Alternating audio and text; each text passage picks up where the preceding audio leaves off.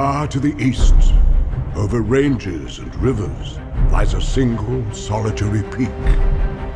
The dwarves are determined to reclaim their homeland. The beauty and the attraction of The Hobbit from an animation standpoint is that there's endless variety in the amounts of creatures, you know, from the wargs through the spiders to the rabbits. You've got Gollum, who's, you know, primarily mocap based. You've got the trolls, which are a real sort of blend of two worlds, mocap and keyframe animation. This goes back to Gollum. Our experience working with Andy Serkis was just fantastic. You know, having an actor be the soul of a character just makes sense, and we've just wanted to continue that with every character that we create. And so, yeah, when it came to do the troll Shaw scenes, we can put the trolls on a motion capture stage. They're on an adjacent stage.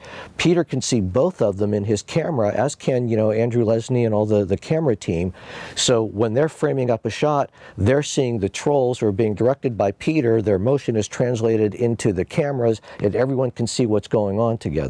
And it's as close as we can get to really putting those trolls in front of the actors. Now, the actors don't really have that. They still have markers so they know, you know, what they're acting to, but at least they can hear it and they can review it, and everyone knows that it's coming together. To apply sort of a one-to-one mocap to a troll is going to look light. So you have to slow things down, you have to add weight, you really have to kind of redefine some of the poses to feel like they've got that natural kind of gravity and stuff. I think that was probably the biggest challenge actually on the trolls. I mean, we've done big creatures before, but we haven't really done that with a speaking character.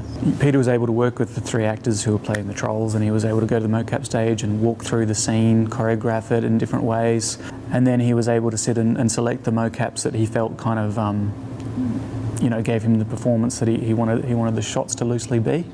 Yeah, our goal has always really been to understand the science, the physics, the underpinning behind these techniques that we're creating, so that as we advance them, they're based on principles that will actually live from one film to another and actually stand the test of time, because you're going to understand, you know, really what's happening under the surface. I mean, that's always a challenge when you have, it being that it is Goblin Caverns, that you want to have those large masses coming in and chasing the dwarves. I mean, they're a bit outnumbered.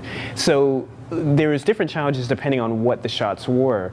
When they were up close, you had to make sure your CG characters held up really well up close when they're grappling and tackling with the dwarves and with the live action plates. And then you had the wider shots where we'd have a combination of massive or animated goblins, groups of them rendering, you know, sometimes hundreds of them coming through. And then medium shots as well, where you get a combination of both. There's a lot of goblins, but there's also a lot of interaction. Making sure the highlight in the eye is just right, getting the right expression, making sure it falls across his face correctly, just all those little nuances. And then with our shaders and textures department, they're always, you know, just raising the bar with doing finer and finer detail on skin and flesh, and with the Goblin King himself, like I said, just really researching into how to make that look realistic, all the skin textures.